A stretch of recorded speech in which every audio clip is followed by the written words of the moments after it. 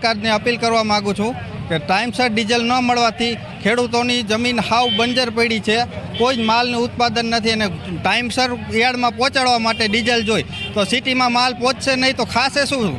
જો માણસને ડીઝલ પૂરતું મળે તો જ પહોંચશે માલ, નકર માલ વગર શું કરશે? માલનું ઉત્પાદન કરવા માટે પહેલાં ખેતી, પાણી અને બધી અનુકૂળ થાય તો જ પહોંચે એવું છે અને પાણી વગર કંઈ જ નથી શકે. તો પાણી જોવા માટે ડીઝલની જરૂર પડે એવી, ડીઝલ વગર કંઈ પતે એવું નથી. 500 ખેડૂતો ઊભા છે અને સવારના 6 વાગ્યાનું હું આવેલો હું તો હજી ડીઝલ નથી મળેલું અને હજી ડીઝલ આપે તો ખાલી 2000નું. 2000માં અત્યારે 5 વીઘા ખેતી નથી થતી.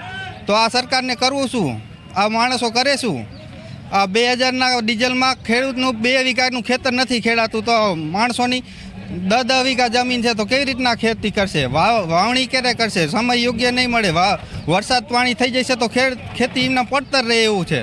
તો જમીન માટેનું, જમીન વગર શું કરશે? એમ ડીઝલ વગરની, ડીઝલની ખાસ જરૂર છે. એટલા માટે સરકારને નમ્ર વિનંતી કે નમ્ર અપીલ છે કે ખેડૂતોને પૂરતું આપે અને ખેડૂતોને માન પ્રોત્સાહન આપે તો જ આગળ ખેતી શક્ય છે, નકર સિટીમાં માલ પહોંચશે નહીં ને ખેડૂત એમના પાય માલ પડ્યો રહેશે ને.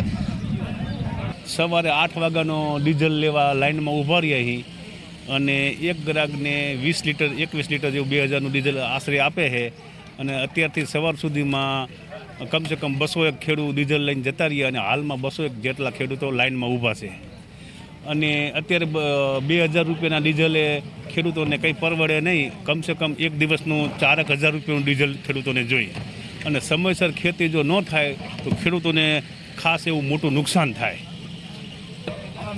અમે સવારે 6 વાગ્યાના અહીંયા લાઇનમાં ઊભા છીએ, હજી ડીઝલમાં વારો આવ્યો નથી. એક જણાને 2000નું ડીઝલ આપે છે અને ખેતીમાં અમારે ટ્રેક્ટરમાં 2000નું ડીઝલ પોસાય નહીં.